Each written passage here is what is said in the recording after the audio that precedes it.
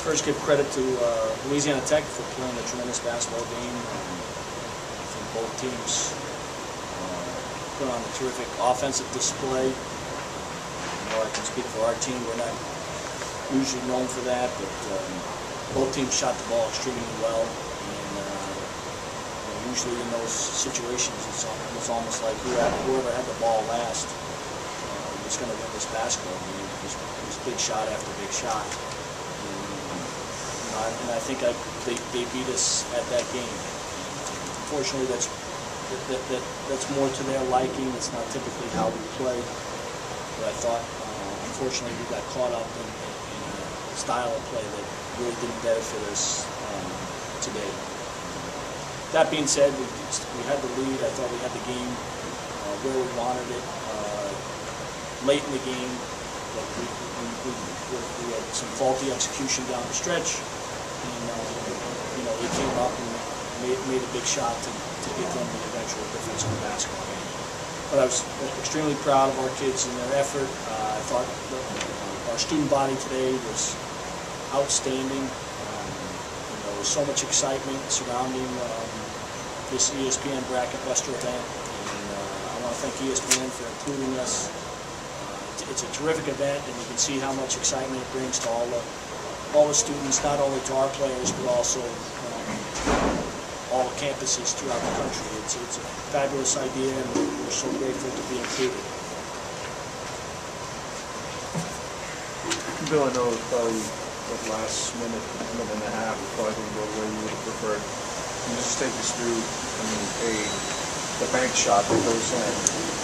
Yeah, I mean, those are things. I thought we played pretty good defense. Got deep in the shot clock, and he was just trying to get it up there. They have some terrific offensive rebounders, so they're trying to get it up on the rim.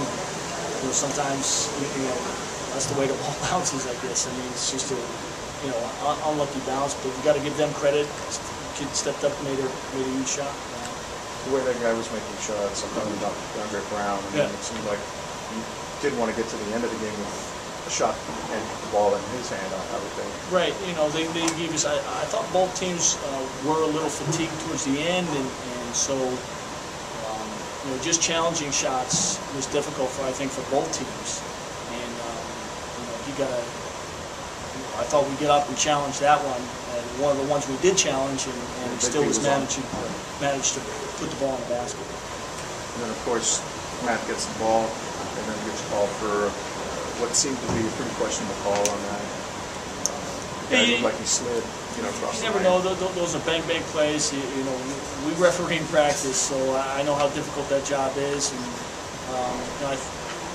Matt had a chance to attack the basket, and we want him to be aggressive in those situations and put pressure on the defense. And unfortunately, the call went against us.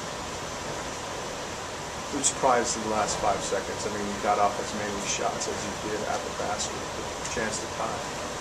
Yeah, we got a good look. We had 2 looks coming out of timeouts, and I thought Manny Adako, with his feet set, is a pretty good shooter. We knew that they would cover Matt very, very well. His best chance would be get a desperation shot off. So we thought Manny could get his feet set and get the best look that we could get. He's a senior, and he's worked very hard on his game. And he did have, a terrific look at the basket, just in the room too. Yeah.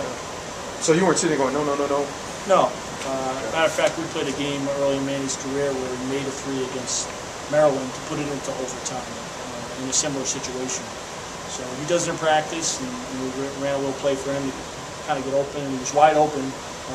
He just missed a shot. And then again, that last shot, I mean, that was miraculous that he got it off that much time left. I agree. And it was pretty good execution, just not the result we were looking for. I thought Manny and Ink on a whole played really well today. Ink out there for the entire game, had a nice double-double, and really did well down low. Yeah, he's really one of the few players that we have that contend with Magnum Rule's length and athleticism. So we found it really hard to take him out of the lineup. He was doing such a great job on the backboard for us that we had to make sure that we kept him on the floor if possible. And Manny was terrific. I thought in the second half, after being plagued by some foul trouble in the first half, did a terrific job of really settling our offense down. He made some great moves around the basket, was able to score, and really kind of give us the lead and give us control of the basketball. But the front court as well, Ankon had some, some pretty inspired play at the start of the second half. He did. He and Manny, I think, and all the front court combined for 12 of your first 17. Yeah, I mean, the other 5. They really did a nice job, and it was both back to the basket stuff and some jump shots. So we both, played a terrific basketball game. How unique was the game in the second half? It just didn't seem like there were a lot of substitutions for either sides. Both coaches seemed to just go with their starters down the stretch. You know what? It felt like there were with the TV timeouts being a little longer, and guys seemed to be pretty fresh on the bench. It was the game didn't get going up and down. It was more kind of a half-court situation. So I thought our guys, earned the right to be out there. And once you get past a certain point where guys have to sweat, sometimes it's a little risky to put somebody in at the end of the game who hasn't already been in the flow of the game. And, so these guys, it's nothing new for Matt or Chase. They typically play big minutes.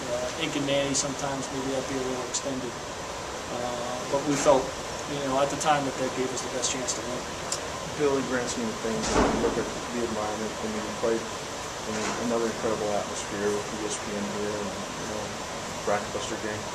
Was this a chance to kind of add to your NCAA resume? Was this a chance to give your team a glimpse of March Madness? Well, it's so hard to earn in that large bid, but what we were hoping to do, if we were able to come away with a victory today, was to be in the conversation and to be one of those teams that people were talking about as an at-large. But as I told my team in the locker room, this was a free swing at the bat, and our real work comes on Tuesday night when Hofstra comes back in here for another nationally televised game. It's refreshing at times to step out of conference and challenge yourself against a different team, a different style of play, and really learn something about yourself, and that's what I thought we did today. But very quickly here, we're going to get back to work because there's a conference championship on the line, and we have two very important games this week that we have to prepare for. Now, what can you guys take away from this going into Postgame 2? It'll be another emotional night, your guys' last game here at Matthews Seniors. I think you just got to take away. I mean, we played against a great opponent today. They pushed us. It's nice for the fans to get a big game in here. We got to throw it to the side and focus on winning the conference championship from today. So coming out and my last game, Manny, Ink, the rest of the seniors, our last game here, we got to make it a memorable one.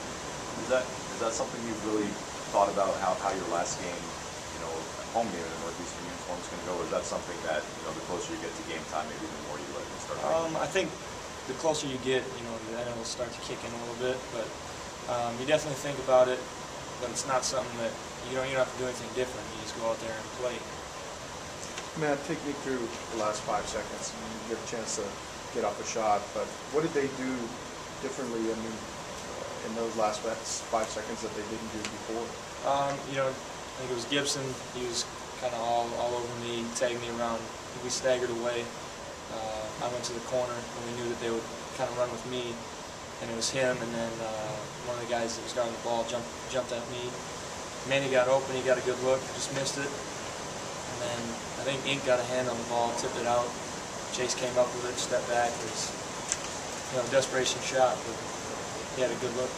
Did they try to take you away from that last series of plays?